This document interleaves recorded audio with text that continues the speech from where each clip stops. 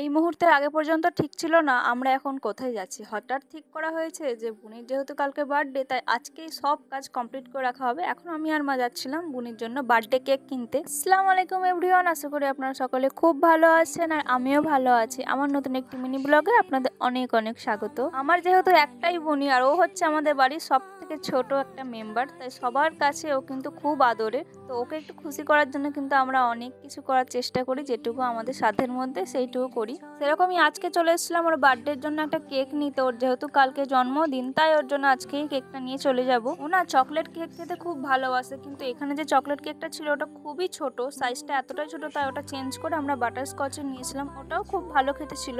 আর এই কেকটা ছাড়াও ওর জন্য কিন্তু আমরা চকলেট কেকের একটা পেস্ট্রি নিয়ে নিয়েছিলাম। সবকিছু কিন্তু আমি আপনাদের সাথে বড় ব্লগে শেয়ার করব। বড় ব্লগ এখনো পোস্ট করা হয়নি, তবে কালকে কিন্তু পোস্ট হবে।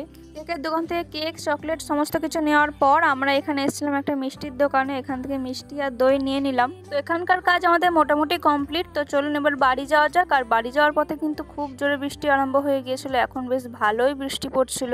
আর জানেন তো আমরা না বোনির থেকেও বেশি এক্সাইটেড ছিলাম যে এই সমস্ত কিছু দেখার পর আমার বোনের রিয়াকশনটা কেমন হবে, এই সব কিছু পেয়েও আদৌ খুশি হবে কিনা, ওর মনের মতো আমরা সবটা করতে পারলাম। এই সব কিছু নিয়ে একটু একটু চিন্তাও হচ্ছিল, তবে শেষমেশ সবকিছু কিন্তু ভালোই হয়েছে। বলে না, যার শেষ ভালো তার সব ভালো। আর এদিকে দেখুন আমরা কিন্তু এখন বাড়ি চলে এসেছি। আর বাড়ি এসে মা জমিয়ে একটু এখানে মাখছে হচ্ছে মুড়ি, আর এদিকে করেছে চা। তো এরকম দুধ চা চানাচুর মুড়ি খেতে কিন্তু খুব ভালো লাগে। তো চলুন আজকের মতো ভিডিওটা এই পর্যন্ত, দেখা হবে নেক্সট ভিডিওতে।